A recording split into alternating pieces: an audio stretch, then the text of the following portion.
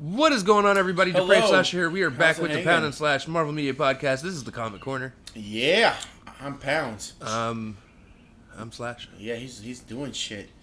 And I together am. we are the penis. We are the penis. We are the penis. Give me 1 second to switch screens. All right. So, as you can see, last week Ralphus chose Giant Man as his MVP. from the Avengers. I guess it wouldn't matter, but My MVP was actually kind of hard to pick this week. right, There wasn't a lot of people to choose from. right. But you know the two that. But the two that I wanted, it was hard for me to choose. So even though it's obvious, but we'll get into that. we'll get there.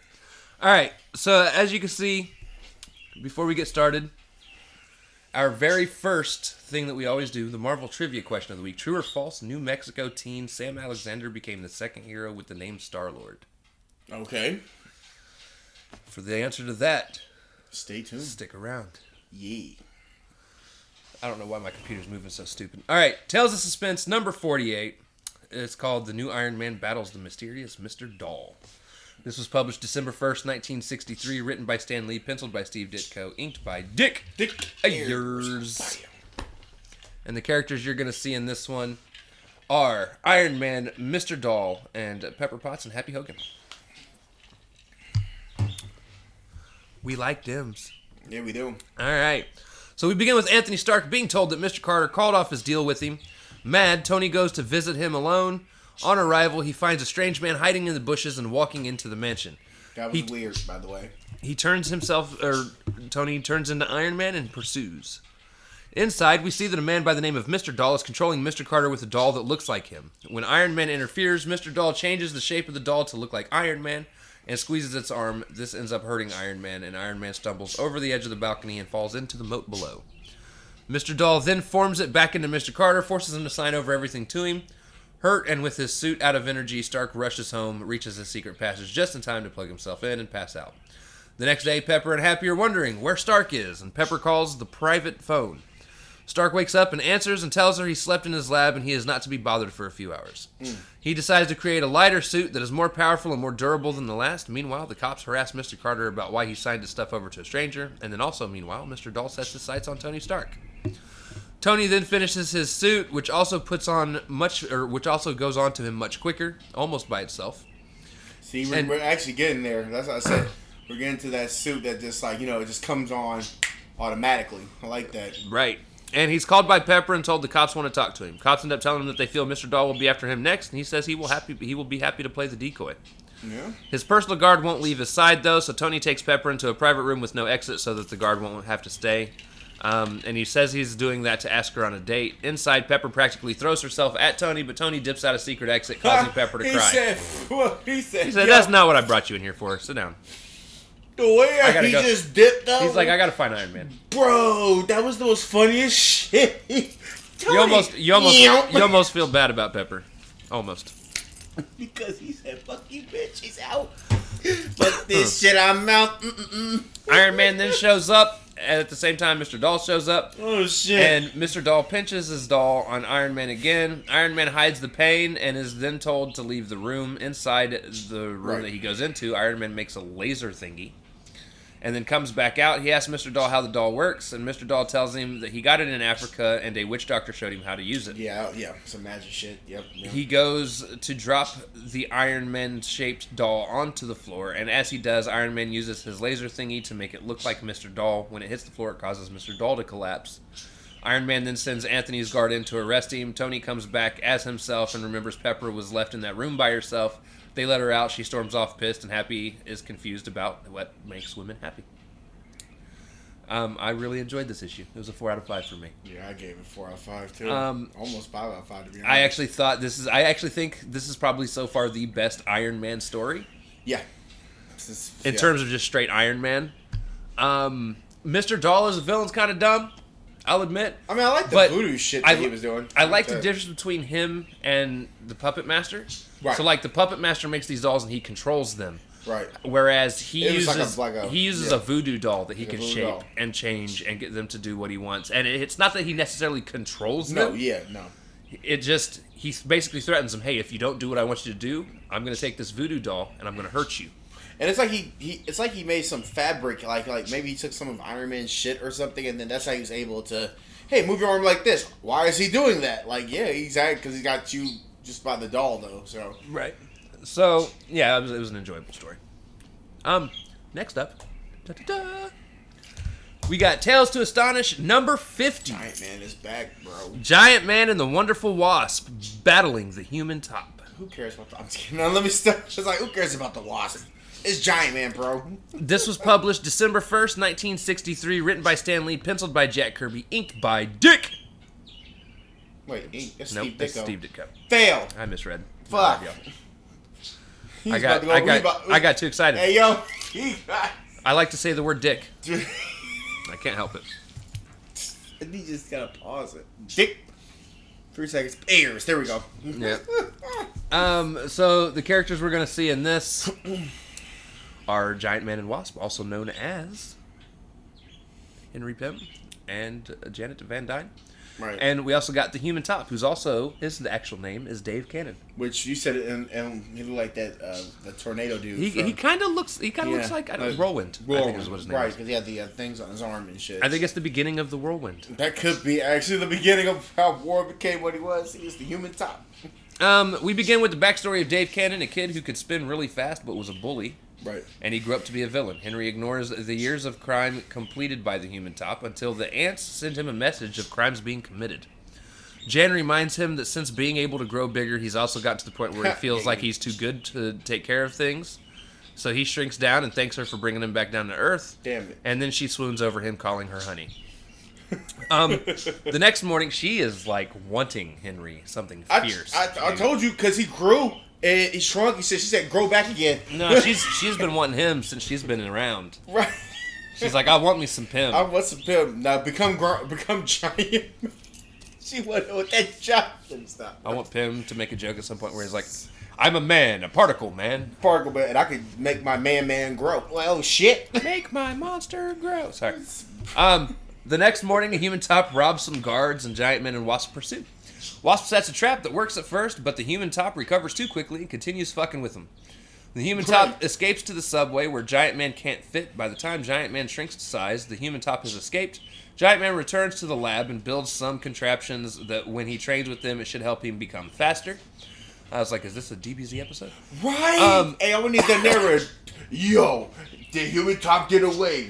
And we actually get our first legit to be continued moment in a comic. Yeah, I swear to God. Like, it was like, yo, and what? We see the Human Top running through the streets with what appears to be dynamite at the end of that issue. Yeah, he dipped out. I gave this a 3 out of 5. Here's the thing. I gave 3. It wasn't a bad story. But he dipped out. He's gone. And I love when villains like the Human Top come in and make people like Giant Man look silly. Right. And they did it in a way that also makes sense. It's not like it's not like a Pace Pop Pete thing where out of nowhere Pace Pop's like... It's on the airplane. Right. So in this one, Giant Man, if you think about it, Giant Man's going to be slower. He's a really big dude. Right. Massive power, but he's not going to like run like he was in his normal size.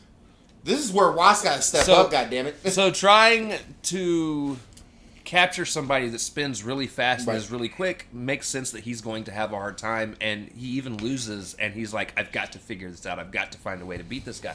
Right, so he's gone. I really liked that, and I love that they did this in a to-be-continued setup. Unfortunately, the story that comes next is not as good. But, nope. This is one of those moments where I feel like where they failed with the writing of Giant Man. It's like they don't know where to go with this character. He no longer should be limited to being just Giant Man. Right, because he can shrink. Because he can shrink, too. There's no reason why he can't become Ant-Man and still do the things. Because technically he could have took him out with his ants. He could like this, and he has done that with people bigger size than him. He's done it by using the ants to help take the guys down. And here's where I don't like inconsistencies that I'm starting to discover with this individual character. Yeah. Why is it when he shrinks, he keeps the power of a regular-sized human being, but when he grows, he gains power? He gains power. He should be... If anything, he should either lose power when he shrinks, or still have the same kind of strength as a giant. Right. Not become stronger. but they make it to where he does become stronger. Like a power scaling. It's like that's how I was thinking. Like, oh, this is like Dragon Ball Z. Huh? Weird. It's like a power scale. So when he grows, like I get more powerful. Like, oh shit. Okay. Damn. All right. So the next issue that we read is some bullshit. It's Tales to Astonish number 51.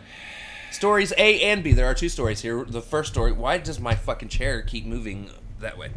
The first story is Showdown with the Human Top, so we finally get the conclusion to the Human Top story. And then story B is called Somewhere Waits a Wabo. Tales to... Okay, so this was published January 1st, 1964. We're finally in 1964. Yep, 1964. Whoop, whoop, moving up, ladies. Jesus Christ. We were in there. We were in 63 and 62 for like a long last time. Jesus, man. Written by Stan Lee, penciled by Jack Kirby, inked by Dick Ayers. That's story A. Story B is Larry Lieber and G. Bell are the penciler and inker. By the way, G's name, G. Bell, is Geo. It's Geo Bell. G-E-O. Huh. Yep. Oh, Geo. I like that. Cool. Pretty cool name. All right, so... And we seen Larry Lieber in one of these... Like, so some of these people come back besides Dick Ayers and Steve Ditko. Like, they come back just very small. We again get Giant Man and Wasp in the Human Top. It's the same people as the last time. So we start with Giant Man continuing his training, just not being able to catch the spinning robot. Now, what's funny, though, is Wasp is not even letting this robot be at full power. He doesn't know this. Useless. He doesn't know this. Right. But she's like, I can't, like... She doesn't want him to feel really bad, so she's trying to hold it back. It's funny. Right, anyway, dang, you gotta help the man. Help him. Meanwhile, Top ends up taking the dynamite we've seen at the end of the last issue and blows up an unused SCO that is in the harbor. SCO is the type of boat, for those of you that don't know. Right. Drawing the attention of the cops while he robs the cops, while he robs the place that the cops left. Giant Man and Wasp hear about the explosion, and before they can leave, they are swarmed by fans. They end up ditching the fans and head out. Much to Janet's dismay because she likes the attention. Giant Man tries to catch Top, but is made a fool of again. Unfortunately. Giant Man then says they have to make a plan because they've been trying too hard to catch him instead of tricking him. Right. The plans Top stole were old plans, and the cops know which commie he plans to sell them to, so he's basically stole plans from the army and plans to sell them to the Russians. To the Russians, yep. So they eavesdrop to find out when he's coming, and then they capture the commies that were on the other side of the wall, because they basically hid in a room next to him. Giant Man pretends to be the commie and surprises Top. When Top tries to escape, every side street that he has, or that he tries to go to, has a fence that is put up, so Top can't get out of it. Eventually, Top gets tired. Giant Man slaps the shit out of him. Joe. And then catches him. That backhand was fierce. Oh man, I would have. You know what? He would. Yo, he would have my MVP again. He just backhand the. Oh my god, that shit was fire. And because of he the should have glue, did that in the first history. Bam. Go ahead, cops.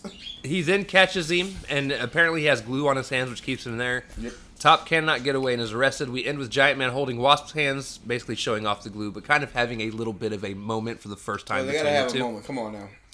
I gave this one a 3 out of 5. I actually rated it the same as the last one. Yeah. I like this. Okay. It was a good ending. I'm not a big I like the Top as a character, probably way more than the weird fucker from the first comic we read, the Iron Man story, the Living Doll. The Living Doll. Wait till we get to the Living Mind. Apparently, there's a lot of living here. Right. And the Puppet Master. But yeah, enjoyed this. I enjoyed the story. It was, like I said, it was a good fitting end. Where this comic falls apart for me is in the next story. Next story is called Somewhere Waits a Wabo. And the characters you're going to see in this are the Wasp, Rack Morgan, and what is called when I first saw Wabo. When I saw the Wasp, I was like, well, this is going to be immediately might be a 1 out of 5. Here we go. This is The problem, though, is it's not even because of Wasp. I actually like Wasp as a character, but she's in it for two fucking frames. And that's it. That's the last time you'll see her. So we begin with the Wasp talking to a group of guys, and she tells them a story. I'm guessing they're like old war fucking people that are in a crazy house now or some shit. I don't know. They don't go into detail.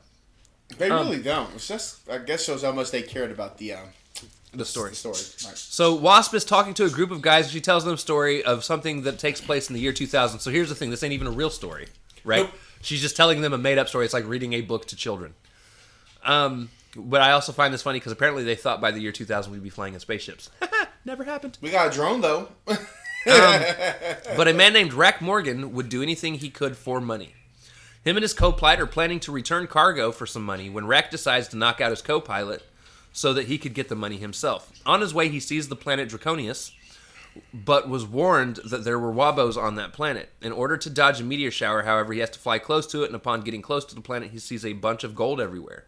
He surveys the area to see if he could see any dangerous creatures and realizes that people on Earth share that story so that no one will go in and steal the gold, which inevitably, if there's more gold on the planet, it will drop the value of gold. So he stops off, steals a large nugget, which is about probably half his size, and takes off, and then he takes off. As he does so, he hears some talking, and he turns around, and the gold piece turns into a Wabo. The Wabo tells him that they shapeshift and take the form of what a person would desire the most, and Earthlings desire gold, and no one has ever heard from Rack Morgan again. Wasp then tells them that is the end of the story. They want her to tell it again, but she shrinks and flies off. So here's the thing. I gave this a 1 out of 5. Oh, you did? Me too. I was like a 1. Because you can't give zeros. You have to rate them. So it gets a 1. Or it would have gotten a 0. Here's... Because I don't care. My problem. This has nothing to do with anything. It doesn't matter. No one cares. Yeah, I thought maybe Wabo... Did I even look? I think I looked that up. I'm starting to see if Wabo comes back. I don't think he never comes back. I don't think they do. I could look later, but the problem again, it's she's telling a fictional story. Why are we getting this? Like, here's the thing: if you would have just told that story without her being the one to tell the story, it would not have been included in this list. I wouldn't have had to waste my time reading this dumb fucking story.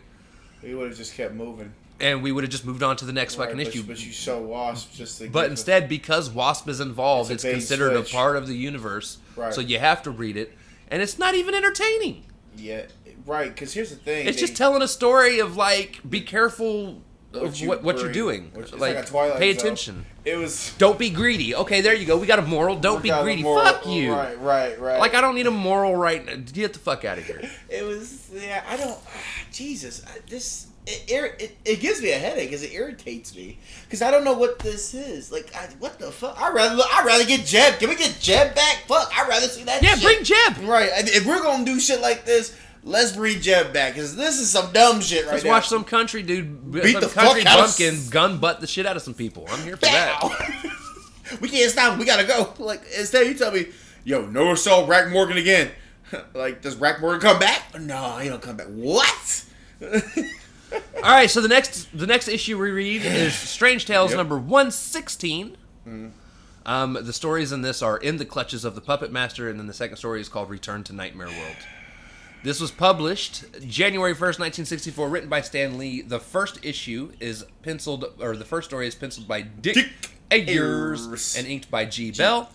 And issue B, Steve Ditko did all the art. Right. As he tends to do with the Doctor Strange stories. Right. So we start with showing what happened to the Puppet Master after his team up with Namor. Turns out he hit the surface jets and they got high enough that the octopus let him go. He has now crafted a puppet of Torch and has him go to Alicia's house.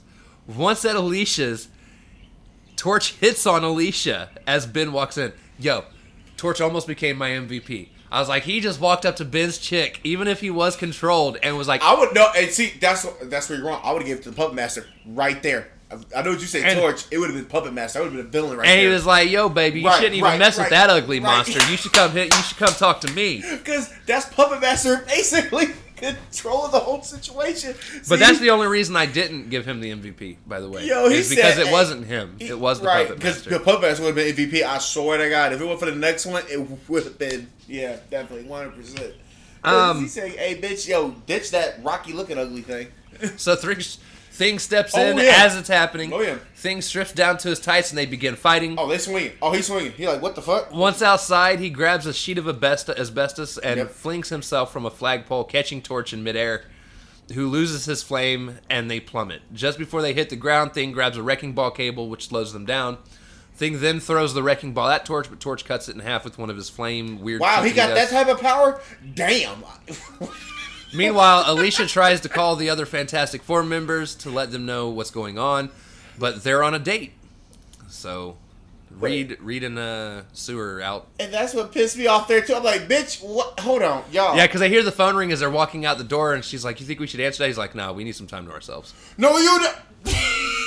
Your brother and best friend are beating the fuck out of each other, and this is an actual serious fight. They're not just play fighting. Right. This is like the 50th time that they are trying to kill each other. Well, they're always trying to kill each other. This time, but he only gets serious maybe like a few times. It's like, should we answer it? I'm like, you know what? That's lazy writing. Who wrote?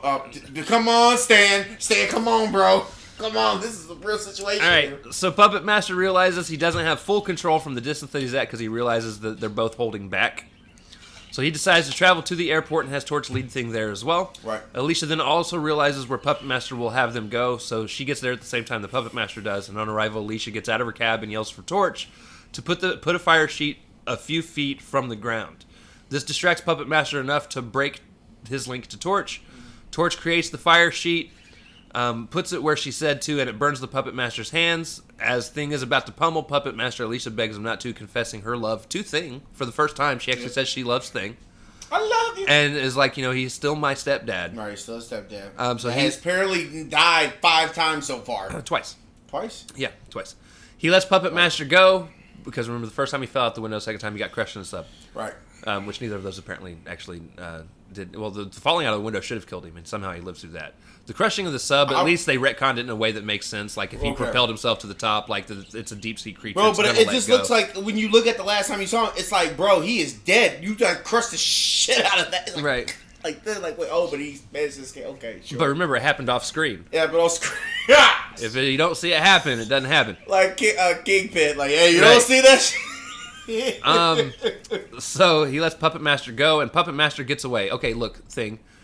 It's one thing to not pummel somebody, but you don't just let them go. Okay, now he's going to run off and become a problem later, again, for the 50th time. Pace Spot Pete, and we're done. Fucking wizard. Thing and Torch then compliment each other, saying that they're both pretty tough. Yeah, whatever. 2 out of 5. I gave it a 3 out of 5. You gave it 3? Ooh, I gave it a 2. Only reason why you gave 3 is because Alicia confessed her love. It was that. I loved seeing, even if he was under control, I loved watching him hit on her. Because it's a fucked up. Because you know what? If it wasn't for this next Stranger Tales one that we're with, and you weren't big, it would be Puppet Master. One without a shadow of a doubt. Because of all the things, at least because he's considerate about his daughter. So he's like, you know what? I got a plan. I'm gonna have him sweet talk the shit out of that girl, and then have the Thing kill the Human Torch. Because obviously, I would think maybe the Puppet Master planned the day too. Maybe he went on Craigslist and said, we got a restaurant, don't even answer it, it's fine. You got a restaurant, you guys spend time together. Alright, so the next story is called Return to the Nightmare World. We begin with one of Nightmare's people bringing him a contraption that brings people's spirits into the Nightmare World while they're asleep, trapping them. Nightmare plans to use this to lure Dr. Strange in. Later, Dr. Strange is reading a paper when he's approached by a cop and a doctor about the people who won't wake up. Was you supposed to show the characters? Oh shit, you're right. I didn't even do that for the first one. My first bad. One? Yeah. Look, there's Thing, Puppet Master, Alicia, and Human Torch.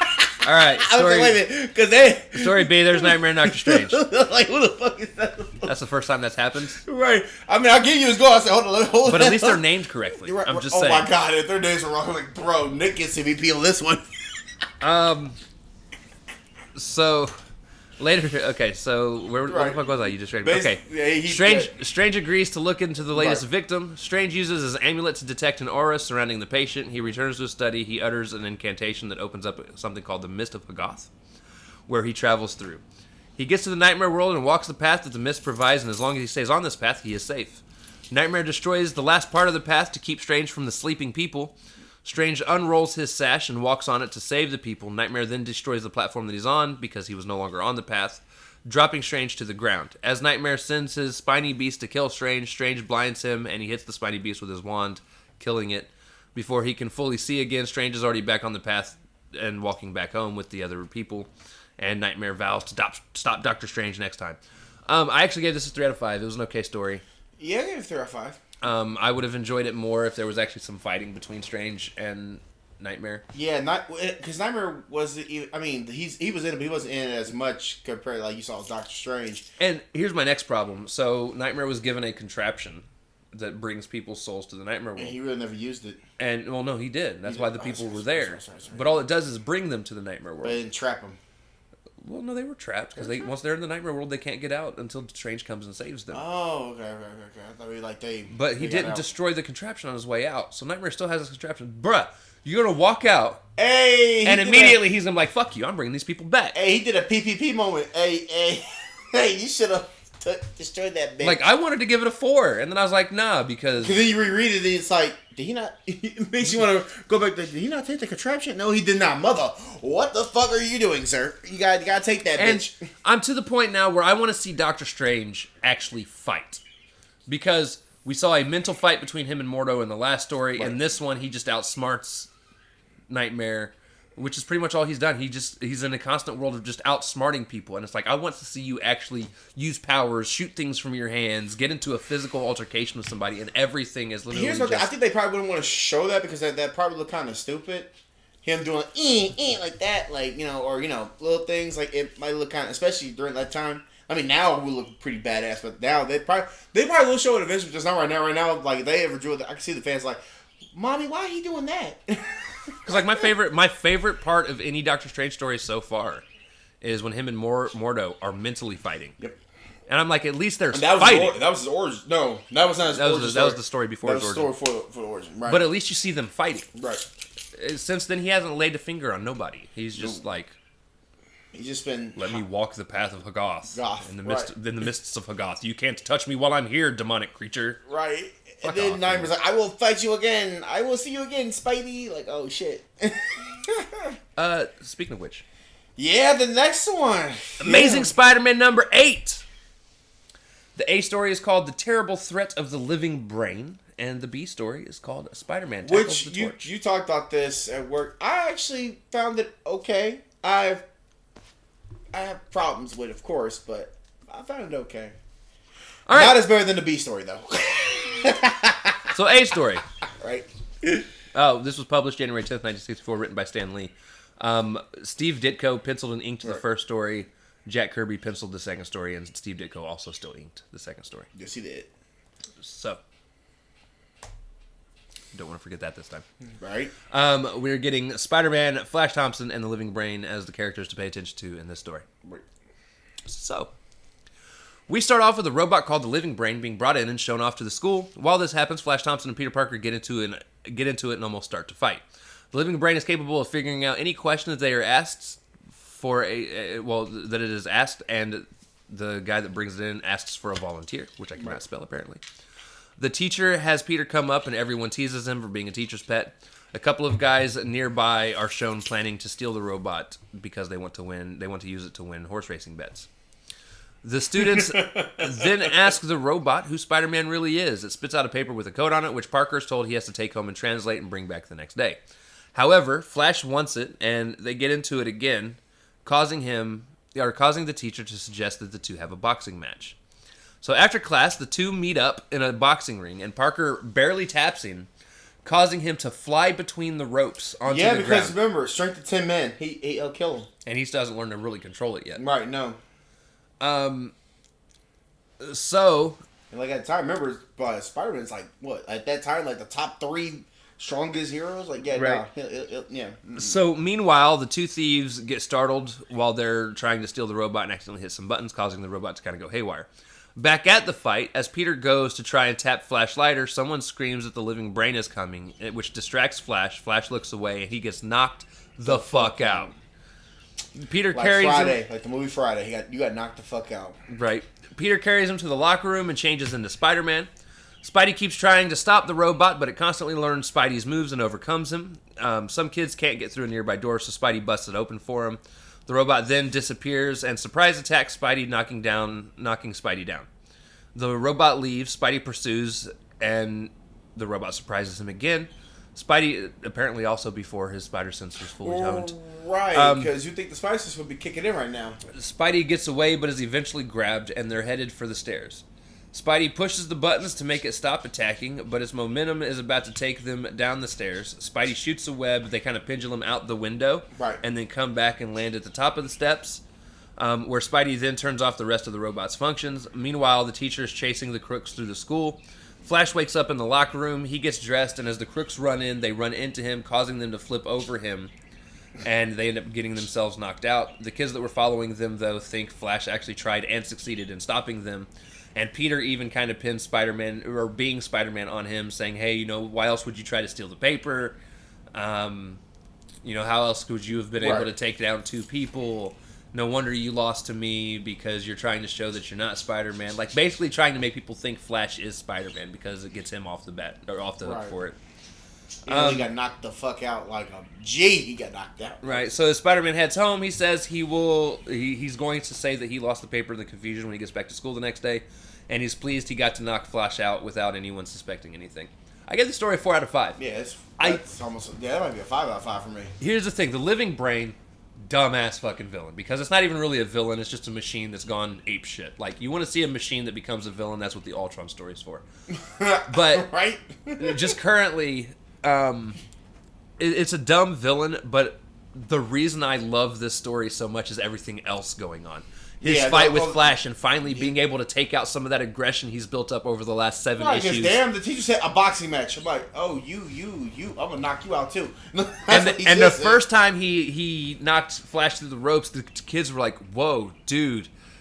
Did you mean to fall through the ropes like that? Are you trying to play it off and drag it out longer? Right. And he's actually kind of startled, and he's like, "Yeah, that's what I did." He did a Hercule from Dragon Ball Z. And he's kind of having a moment where he's like, "Shit, I don't want to get back in the ring with this dude." Right, because he didn't even punch him. He just tapped him, and he went that way, like a push. So it was. I loved seeing that play out, which I thought was better than the villain story that was going on. He finally got to beat the shit out of Flash. Right. I know. I have to say that the 2 little thieves or whoever, we don't give a fuck about them. How they tripped over Flash. He was like the human banana. Ooh. All right. So my favorite story so far. Here we go. This is it. This is the B story. This is. Oh, now they show up. Spider-Man. Fuck the Fantastic Four. This is Spider-Man takes on the Torch. Yeah. This has Spider-Man, the Human Torch, and the Fantastic Four. Bro, this was a play on from the last issue. They said, "Hey yo." He's like, this town ain't big enough for the both of us. For the both of us. Hey yo, they talked about this shit too. All right. So, we start with Spider-Man crashing Doris Evans' party, which is Human Torch's girlfriend, if you've been keeping up with any of us. Yo, that's a Chad. He said, hey, what's good? And so he tries, and he goes there to try and hit on her. Oh, yeah, definitely. Because Spidey gives no fucks. Because he's a Chad. I told you, we are having this conversation. This is it. This is happening. Inside, Spidey traps Torch in a web net that he made to look like a bat to fly through. And when Torch goes to stop it, it spreads and it traps Torch in this net. Yo, he looked like this. He said, at which point, him and Spidey end up getting into an argument, and Spidey compares Human Torch to J. Jonah Jameson. Oh, shit. So Torch gets shitty and flames on, and they head outside. Hey, yo, he said, hey, yo, you and me outside right now. They kind of go back and forth, but Spidey's really winning this fight. He's fucking winning, bro. And he eventually runs into the Fantastic Four who are sitting nearby, at which point Spidey then attacks them. Right. And he's like, I'm done. Spidey then attacks them. He's like, I'm done with you fucking losers. It's pretty much how he said it. And he beats the shit out of them. I'm telling you guys, Spidey is a fucking monster, dude. This is the second time. He has beat the fuck out of them. And this time it wasn't even in their own home. This is the second time. Now, the only person that trips him up and does get him to stop was Invisible Girl. It should have been Ben, but okay, whatever. That shit was fire, bro. So, Invisible Girl ends up trapping him in a net. Sure. At which point she flirts with him. We know they're dating. Reed. Hey, she flirts with him. Yep. Spider goes to leave and tells them that Sue is the only good thing about the overrated Fantastic Four. That is how he put it. About the overrated Fantastic Four. And leaves a web heart on the ground that she actually found to be flattering. Who wrote... Yo, I mean, I keep saying who wrote the stat. I feel like he's trying... Because remember, at the time, when Spider-Man first came out, they were all saying, we're going to turn down Spider-Man.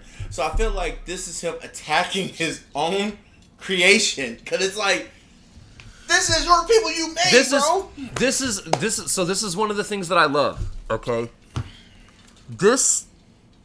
If you're somebody that has read the first few Spider-Man, this is the first time you're actually going through and reading them. if you're somebody that has read the first few Spider-Men,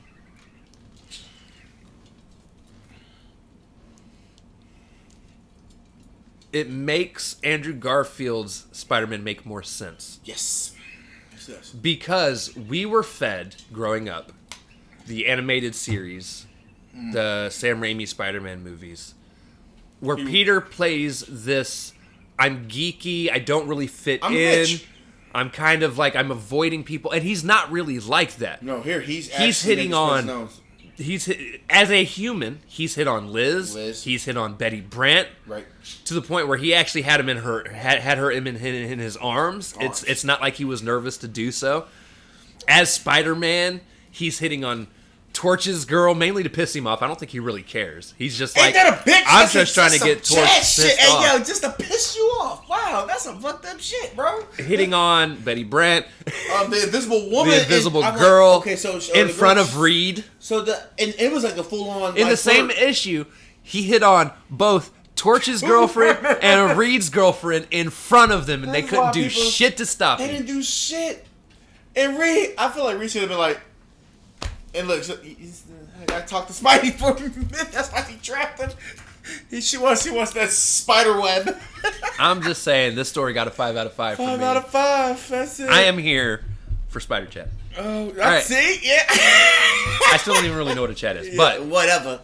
Yeah, Chad, this Chad right here just knows what he's doing. That is the best story. Oh shit! Of the week. This man kept it a buck. All right. No, next up, I think this is the last story. Well, the last couple stories. Next couple story. We got. This is Tales of Suspense number 49. The first story is called "The New Iron Man Meets the Angel." The second story is called "The Saga of the Sneepers." And if you don't know that, it's Angel from the X-Men. Yeah, it's Angel from the X-Men. That's crazy. This was published January 10th, 1964, written by Stan Lee. Both stories were, well, no. The first one's written by, both of them were written by Stan Lee. The first one's penciled by Steve Ditko and inked by Paul Reinman. The second one's penciled by Larry Lieber. Like in Sports Time coming back. And Paul Reinman came back too. And Bell. Right. Cool. The people we're going to meet in the first story are... There are a lot of people in this. Yeah. Iron Man, Professor X, Happy Hogan and Pepper Potts, and the X-Men, and Angel. And I wrote Angel by himself because he's the main focal point. The X-Men aren't in it much. Professor X isn't in it much. The X-Men being Slim Summers, also known as Cyclops. I'm going to ride this until they call him Scott. They have yet to call him Scott in the comics. Right. You would think they would, but I was like, Slim. No, what's up, Slim? Honestly, they don't even call them by their names. No. Having since the very first issue anyways. Right. Not that there's been a whole lot of them. We've read 2 X-Men issues. Right. This is the 3rd time they've shown up. Right. But yeah, so you've got all these people. All right. So the first story, we start with Angel flying over Tony's test site when Iron Man meets to get him... Iron Man tries to get him to stop flying because they're about to test a nuclear blast. He's too late, and Angel and him get caught up in the radioactive blast. However, Iron Man's protected because of his suit, but it causes something in Angel's head to force him into being a bad guy. They argue for a few until Iron Man's thrusters give out and he crashes into a shed. Angel heads back to the mansion. Fun fact, the comic accidentally calls Anthony Stark Anthony Blake. I don't know if you read that. They mixed Anthony Stark and Donald Blake's name. Right. And Thor ain't even in this fucking issue. And this is one thing we did talk about, the lettering and how you're fucking... We just had this conversation. He's like... Because he was like, why don't you mention the people that letter it? And I'm like, because they fuck up. Because shit like this. They have fucked up. They fucked up Peter Parker. They fucked up Peter Panker's name in fucking issue 2 or 3. 2 or 3. Yep. And now they're fucking up Anthony Stark's name. Apparently he's Anthony Blake. No, motherfucker. This is why I don't mention you assholes. Yeah, can I ask him about that? So like cause I was like that. Like, what about the letter? He's like, oh, fuck that. Like, they don't know what the fuck they're writing about. Or not right, but they don't know what they're putting down. It's like, because it seems like they're rushing it as they're going, and that's fine. You gotta get the print out and all that shit too. But it's like, gotta like calm it down a little bit here. But I thought it was funny we had that conversation and then immediately read this issue and it's like, oh well, that's why. Yeah, let's segue right to it. That's pretty like a bummer. All right, well that's why we don't talk about letterings, guys. That's it. In case you was wondering, like, because they fuck up like this. So.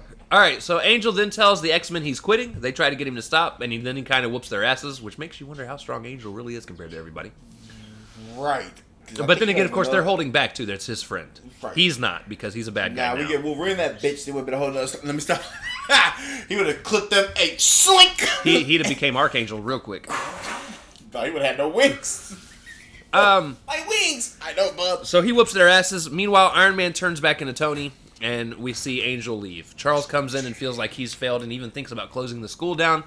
And then he says that they will make that decision after they stop. Angel, Mr. Professor X, I'm going to need you to not be a bitch. Right, Like, you wasn't a bitch in like you were already an MVP. You whooped the shit out of the Vanishing Man. Vanishing Man or whatever. The Vanisher. Yeah. Okay? I mean, you stopped that. You stopped him in half a second. And what the fuck is this? Like Now all of a sudden you're like, I failed. I'm going to quit. Like, Get the fuck out of here. Bro, I'm going to close the school. Okay.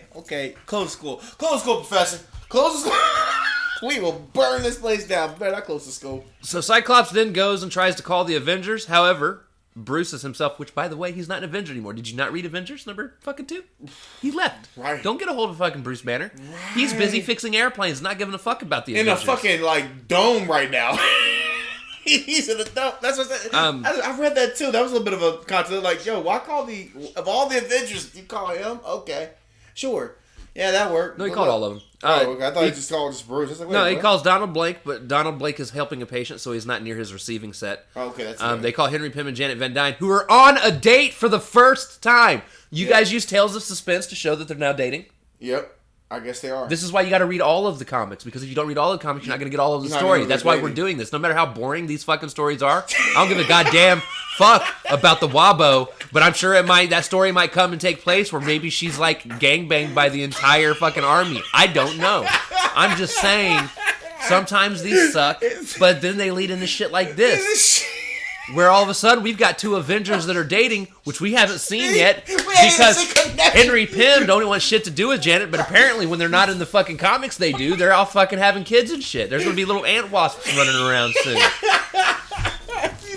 That's how they get their flying ants. Anyways. Anthony, I'm gonna call him Anthony. Antoinette. Sorry, random rant. No, but that's fucking funny because you look at it, you're like, huh? That's exactly what happened. I'm like, what? You're dancing? What? I was gonna text you too. I was literally gonna send you a picture. I was gonna screenshot and send it to you. Like, I don't care, bro. Do you see this shit? I was gonna do the No Way Home, dude. Because what the fuck is this? At least in the last one, we knew not the other one, but the other issue, while he was trying to call for that sport. They were on a date. But the timing also makes sense too, though. This is one thing I will say they did right. So, let's be real. Henry has been avoiding Janet for how many issues now that she's been around, right? 5 or 6, I guess. She's been But there. at the end of the Human Top one, they were holding hands. Right. So maybe there might have been something that sparked something in him to be like, you know what, maybe I should take her on a date. It would have been nice to see it. Yeah. But We and get now in the Iron Man story. in the Iron Man story, of all the fucking places, I would have been cool getting a Spider-Man story, kind of, but no, you got an Iron Man story. That's the wrong Right. story, people. Right. What the fuck? So the only one that gets the call is Anthony because he has no life. Right. He leaves Pepper and Happy and turns back into Iron Man. I don't even know why we got a scene where he was becoming Anthony again. It's kind of pointless. Right. Although I did enjoy this moment. That's actually where the picture of Happy Hogan and Pepper Potts comes up because Happy Hogan offers to chauffeur him somewhere. Yep. And he's like, nah, I'm going to do this on my own. And Happy's like, why did you hire me? You hired me as a chauffeur and I haven't driven you one place in 6 issues. I feel like he should have said that just to break the character, like Deadpool. That shit. No, he did. He's like, why did this man even hire me? I'm saying like I'm saying like he should just like Deadpool be like, why did he even hire me? I've been here for 6 issues. I'm like, there it is. Because even Pepper looks at him and goes, it's definitely not because of your happy personality. I would have backed him. Well, they end up married. That's. I know they married. But We'll save that for when Henry does that to Janet later. Y'all think I'm playing? No. He's an abusive prick. Oh, he is. Oh shit. That's why he went on a dark path for real. So Anthony leaves. Meanwhile, Angel is dropping dynamite in random places. Now, to be fair, he's doing it away from anything that'll be actually destroyed or people. There's still something inside of him that's not letting him be the Joker, basically. Bro, that's it. Oh, first of all, dynamite. Okay, I said okay. We're getting a little bit intense out here. So, where the fuck was I? Okay, so Angel drops dynamite in random places. He's away from doing it and causing harm, though. trying to lure evil mutants out so he can join them. Instead, he actually scares the evil mutants away, thinking the evil mutants obviously are thinking maybe he's probably trying to set them up. Right, I would think that. But instead, Iron Man shows up. He basically convinces the guards, hey, let me take care of this. And the guard's like, look, because you're Iron Man, we'll give you 10 minutes. If you don't get the situation figured out in 10 minutes, we're fucking him up. And then next issue, that's when he backhand the fuck out. Yeah, like he's, and then that issue, the next page, he's backhanded shit like, right. Do you know the fuck I'm an Avenger, bitch, and then he just dips. So Iron Man flies up to him, which apparently now he actually has full blown thrusters at some point. Usually it just kind of propels him to places and then he gets there, but like now it would have been nice to see that little training montage there, like they did in Iron Man. But that's okay, cool. I guess sure. He got thrusters. Okay. So Iron Man tells him that he's there to help, and they tussle all the way to the ground where they end up inside a hangar. They fight throughout the hangar a little bit, and then Iron Man tries to trap him inside the hangar, but he's unable to. Instead, Angel escapes out of the door and traps him inside. Iron Man then breaks out and charges him and takes him high into the air until his transistors give out. Right. Angel breaks free and Tony starts to fall. Due to the shock, Angel snaps out of it and dives to try and save Tony. He catches him just at the last second. Back on the ground, they tell the army that he's a good guy and he's back to being himself. The X-Men show up and thank Anthony and say anytime he needs them, they'll be glad to help. I like that. Now, well, we'll get to that. Yeah. Iron Man then leaves. Charles then sends him a thought call thanking him and says he'll make it up to him sometime. Right. And Charles is also thrilled to see that his training is actually working for his kids in terms of them being good guys. Now, here's the thing. Obviously, knowing what we know now, this shit is wild because we've had the Avengers fight the X-Men twice in the comics. Mm-hmm. We know that Charles does not get along with like Nick Fury, or they don't get along with the mutants, and it brings up a good point where if you notice in the comics, anytime the mutants ask for help, they always say, "Well, that's a mutant problem." Right. That doesn't have anything to do with us. But anytime the Avengers ask the X-Men to help, or not, the X-Men are like, "Yeah, sure." Right, usually Wolverine gets sent out or whatever. Right. So we know that eventually, we don't know what's going to cause it yet, but at some point... Yeah, at some point they're not... Something breaks down. It'll be fun to see this as it evolves further. Right. And this is another one of those stories that I absolutely loved because, yes, it's an Iron Man comic, but they found a way to tie in the X-Men. Right. Which was really cool. And this is one of the reasons, again, I love Marvel so much, and I'm really enjoying reading a lot of these comics. Oh, yeah. Is... getting the crossovers. Crossovers are this is once again it started with the Incredible Hulk and Fantastic Four, and it just took off from there. And they continue to do it over and over again. And you should. Damn, they're in the same Earth, they're in the same universe. It just makes more sense to. Honestly, they're all in the same city. All this shit takes place in New York. Right? Aren't they in New York? What the hell? Like, bro, it would make more sense that way to actually put that there. I only gave this story a 4 out of 5. Yeah. I gave it a 4 or 5. I don't think it was a perfect story, but it was really good. Yeah, it wasn't like the fight that we saw in the last issue, but nah. That one got a 5 from me because I like Spider-Man when he's an asshole. Now we go from one of the better stories to another one of the worst. Yeah. And almost kind of forgettable, actually. And I was so excited for this one because I seen the Watcher was in it. I was like, this might be a 5 out of 5. I swear to God. This is called the Saga of the Sneepers, and this is the Watcher and the Sneepers. Right. That's pretty much all you really see in this. Now, this is a short story brought to us by the Watcher about an alien race called the Sneepers. Right. Which it starts off with the Watcher being like, I'm a Watcher. I'm not allowed to interfere. All I can do. That shit so goddamn so much. God Lord. To be real, this is the first time you've not interfered in anything. I'm just letting you know. Yeah, this is the first failing. time. How many times? Like he's shown up 3 times, and 2 times he's interfered. 1 time he is not. I'm just saying your win to loss ratio is looking bad. And we ain't talking about what if either. Right. You're at a .33. We need to get the shit. We still got F bros up there. Like he's.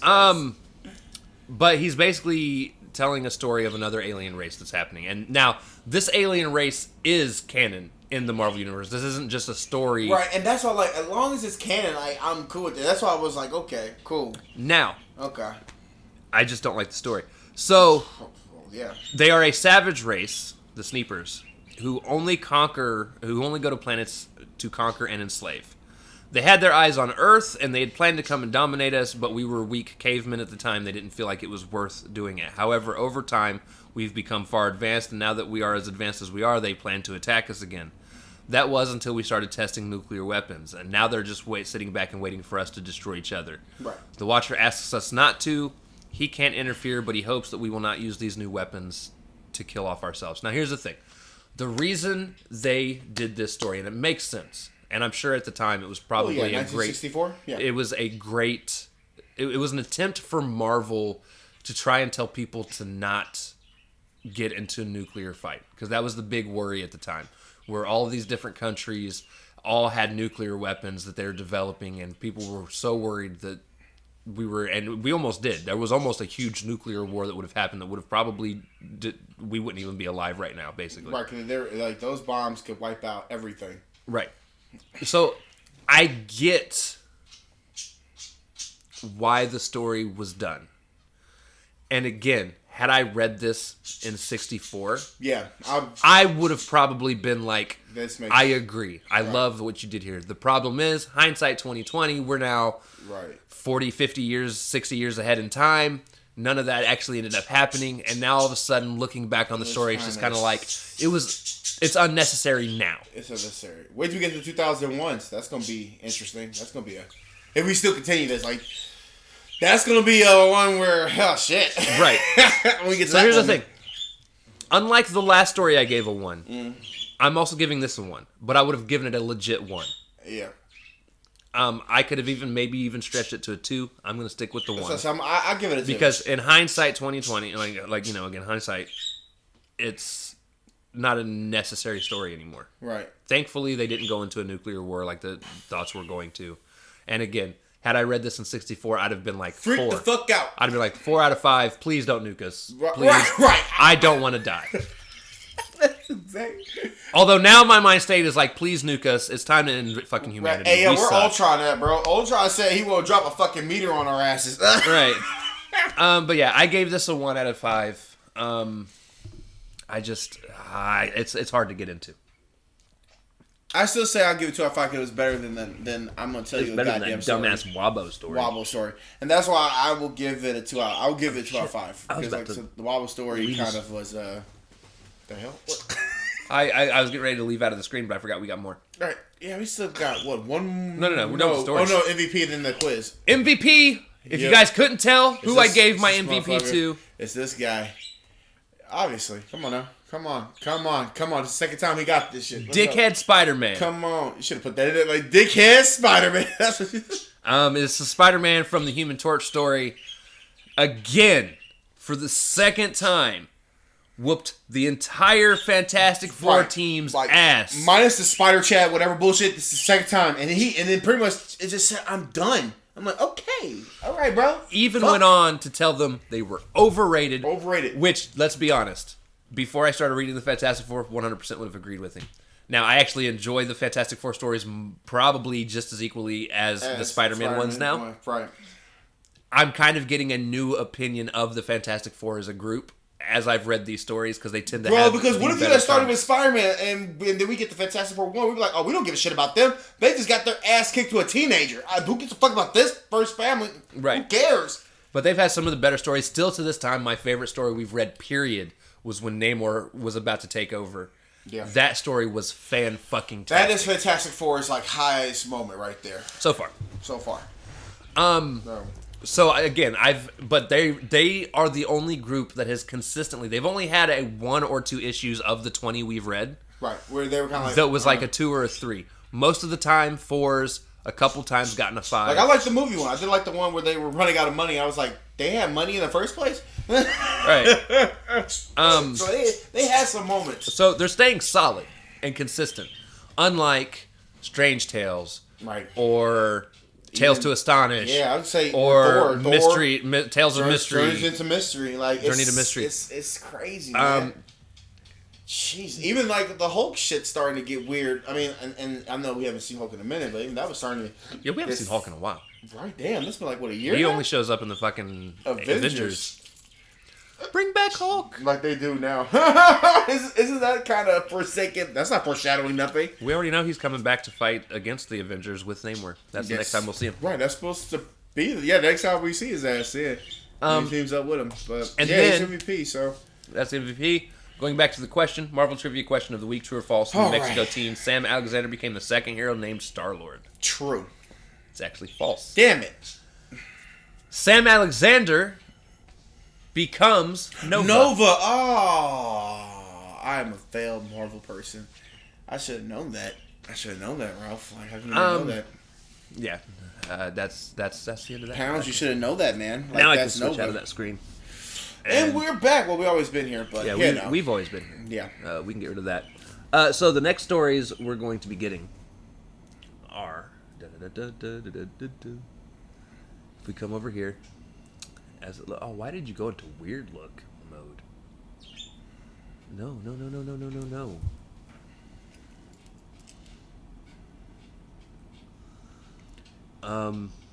Like if you look at it, we haven't had Incredible Hulk in like what 2 years now. If you really look at it, what 1963, 1964, it's what 2 years, right? Since the Hulk comic showed up. What are you doing? What did it jump? No, it changed its whole design. That is weird. She must have walked on my laptop at some point.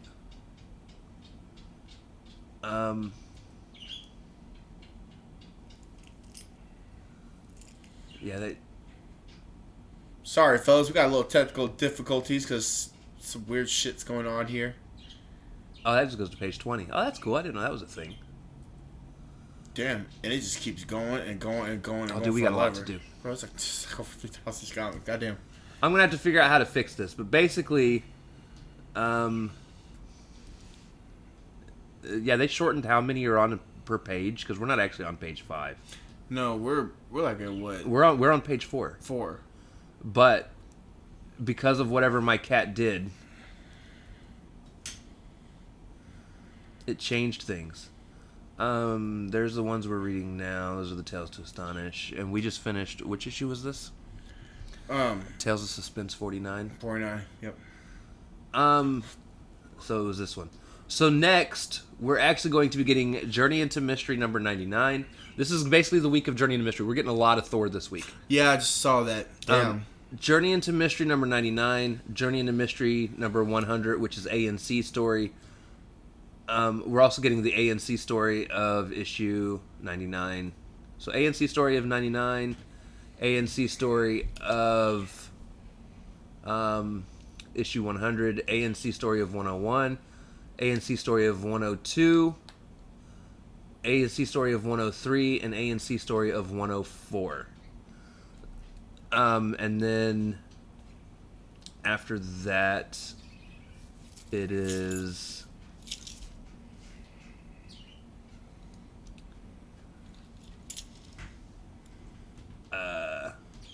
Avengers number 3, I think is what we're ending on.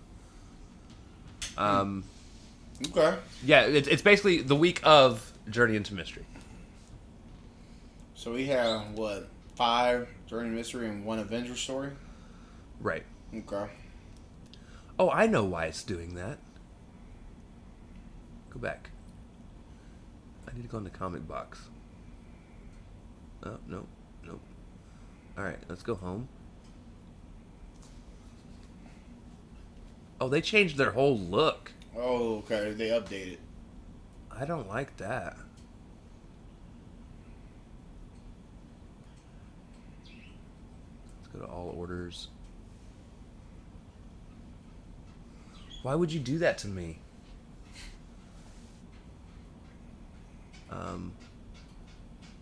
Main 616. Start at the beginning. Yeah, I'm going to have to figure out how to fix that. There's a way to do it. I just don't know how. So yeah, keep on the lookout for that. Well, you won't, guys. I have to worry about that. That's for me. But yeah, so basically a shit ton of Thor. Yeah. And then Avengers. Well, here's the thing. I don't see why they're like, yo, we've been fucking with Hulk. We haven't seen him in a minute. No. So here's what I think. I think most of these Thor stories it's either going to be Thor or what's the other story that they tell along with Thor?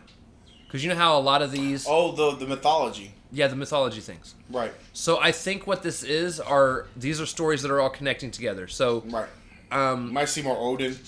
This might be our first real story arc, right. where we're basically getting like 5 Thor stories that are all connected and telling one long story. Right. And then we're also going to be getting the 5 mythological stories that come along with them when they go that route. That's pretty cool. We actually might get more that Ymir and Loki and Odin and we might actually get the what's that, the Furious 3 or what was Thor's friends?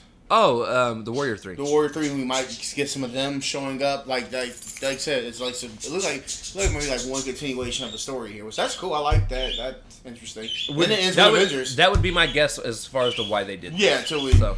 Because I thought maybe, because I'm thinking like as a comic book business standpoint, it's like, well, you know, we've been doing these. And, well, no, list-wise. Oh, list-wise? Okay. So here's the thing. All of these are going to be all in order.